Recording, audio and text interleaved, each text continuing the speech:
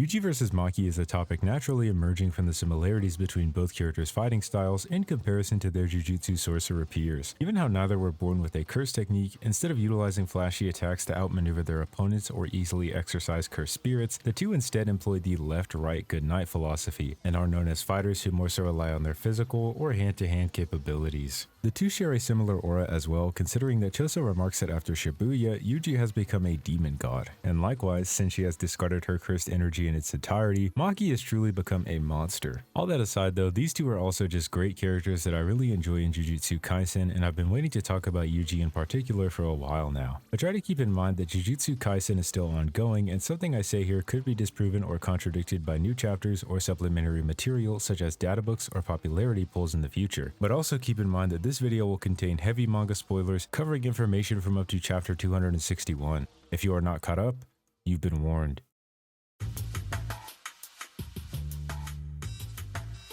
Given that the results of this matchup can vary widely depending on which point in the series it takes place, I thought it would be interesting to do rounds for each differing point, starting with the Goodwill Event. Though Maki does show off some of her strength in Jujutsu Kaisen 0, the first time she really gets to shine is at Goodwill, as she completely decimates Miwa even after her twin sister Mai attempts to write her off as weak before the Goodwill Event, with Miwa stating that Maki had ample opportunity to kill her throughout their fight and she would be able to clean up a grade 2 curse with no trouble whatsoever. Watching this, Mei, a grade 1 sorcerer, believes that Maki is impressive and should be promoted to a grade 2 sorcerer, something that Gojo seems to agree with. She does continue her warpath, with her next victim being the very sister that was mouthing off behind her back, but I think we all know that Mai and Miwa aren't very impressive opponents, especially not for people like Maki and Yuji, who also demonstrates the ability to react to people like Miwa easily as well. But where the comparison between the two starts to become more so clear is when, before the Goodwill Event, the Tokyo students gather together to devise a plan, and Maki takes note of Todo, saying that Todo is a handful.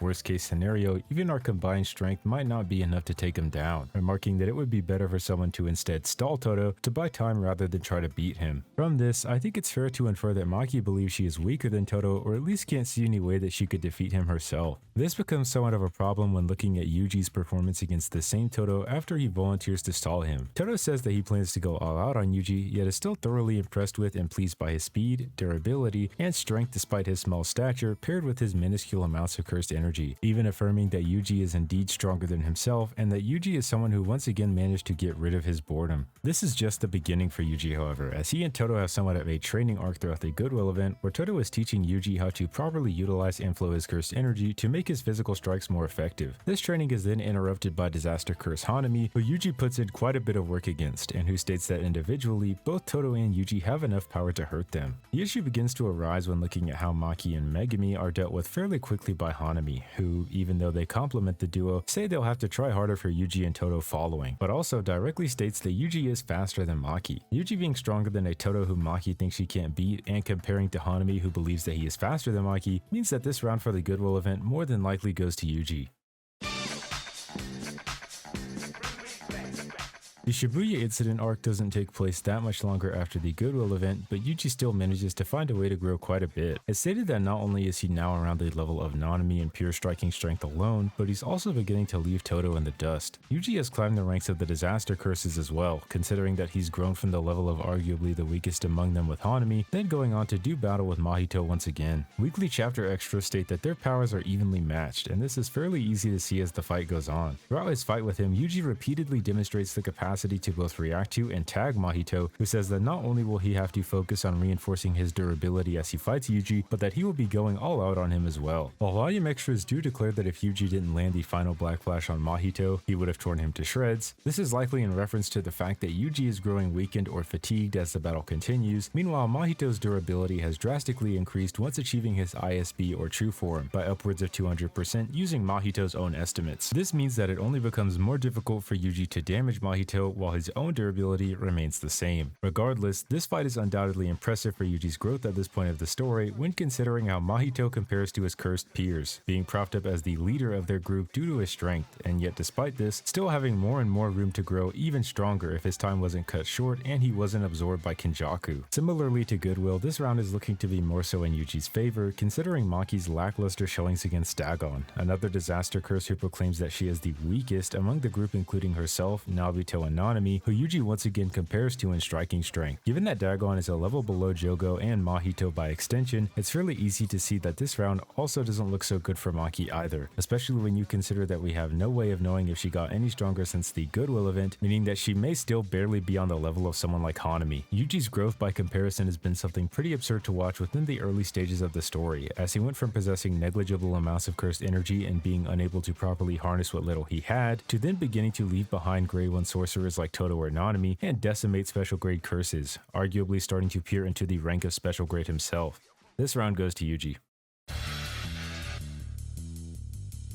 The Culling Games is where the somewhat large gap between the two begins to close, if not start to turn over into the opposite direction entirely. Yuji is still fairly impressive seeing as to how he dealt with two sorcerers that initially confront him when entering Tokyo Colony number 1 with ease, alongside managing to defeat Hiromi Higuruma, a lawyer who became a grade 1 sorcerer in just a matter of 2 weeks, while Yuji is nerfed having his cursed energy confiscated from him and eventually figuring out the retrial counter to Higuruma's domain. Though Maki herself has made quite a few developments since Shibuya, being her complete abandonment of her cursed energy to achieve full realization under her heavenly restriction. Through this transformation, Maki becomes strong enough to murder her entire family, including Naoya Zenin, someone who's previously demonstrated capability of outspeeding Yuji several times with his projection sorcery curse technique. After his death, Naoya would return in Sakurajima Colony to seek revenge against Maki as a cursed spirit even faster than he was in life. Maki practicing sumo and becoming truly free allows her to deal Naoya the same fate once again, and puts her on the level of Toji, someone also renowned for his supreme innate physical prowess. This is a formidable bit of growth for Maki, as earlier in the Goodwill event, Megumi can perform synchronized attacks alongside her and only cites using Playful Cloud as a point of difficulty while pulling this off, yet at the same time expresses that he's having trouble trying to keep up with Yuji against Awasaka and Shibuya. Going from this to then ranking above the likes of Naobito Zenin, who is regarded to be the fastest sorcerer excluding Satoru Gojo and standing equal to Toji, someone Naobito feared, is quite the leap indeed, but it still doesn't end there. After Sukuna takes Megumi's body, the only people left to stand up to him are Yuji and Maki. While it seems that Sukuna is capable of reacting to the both of them, he expresses a continued disinterest in Yuji with a newfound particular worry of Maki, affirming that she is indeed no small fry after she sustains 0 damage from Nue's lightning, and later tells Urame that they were correct in focusing their cursed energy on Maki, implying that she was the only real threat to him in that encounter. Maki potentially being stronger than Yuji doesn't sound too good when also taking into account that she should already be faster with the Naoya comparison we just went over, alongside the fact that it will already be especially hard for Yuji to react to and follow her movements due to her lack of cursed energy. This gets even worse when taking Maki's possession of the Soul Split Katana into account and how it will bypass Yuji's durability entirely, as although Yuji can perceive and attack the soul as a form or vessel, he does not yet utilize reverse curse technique or any other methods of healing his soul, so this round goes to Maki.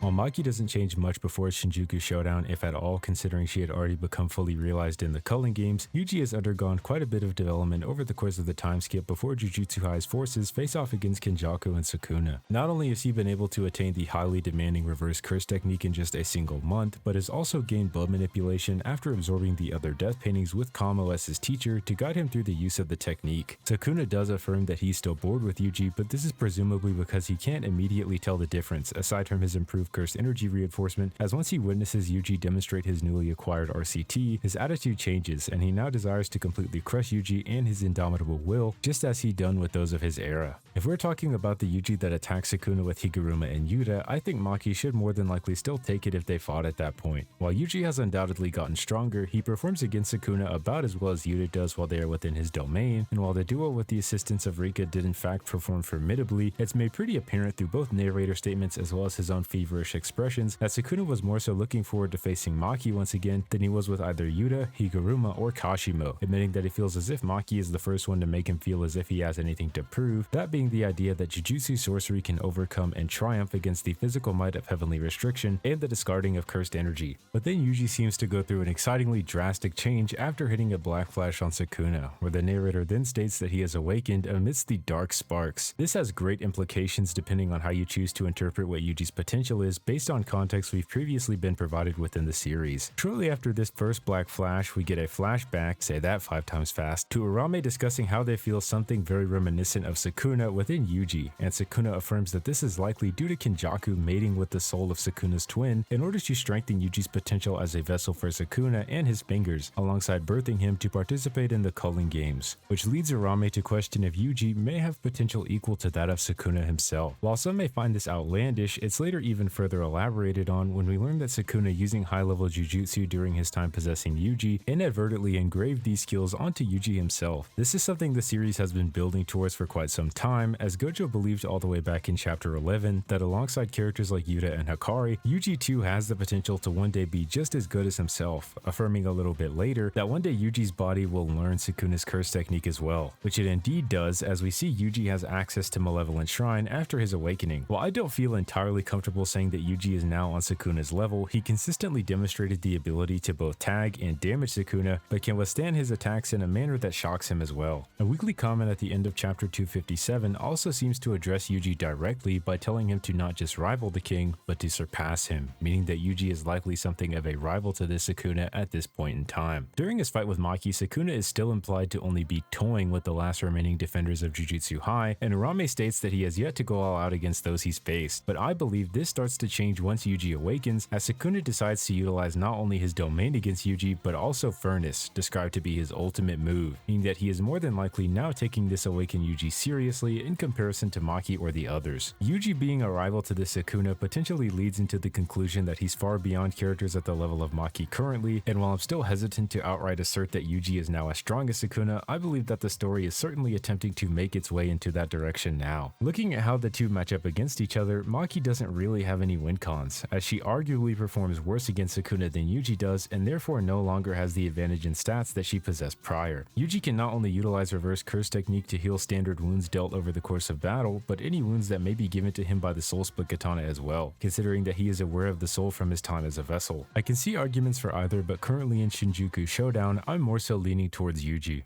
But with that, I'm going to go ahead and bring this video to an end. I have other videos about Jujutsu Kaisen on my channel that you may enjoy if you like this one, but I plan to make even more videos about Jujutsu Kaisen and various other topics in the future, so subscribe for free to be notified of what I get up to in the future, such as when I upload or stream. Like this video to support both the channel and myself, as well as let me know that this is the type of content you want to see. Let me know in the comments below if I missed anything or any other topics you'd like to see me cover in the future. Thank you all for watching,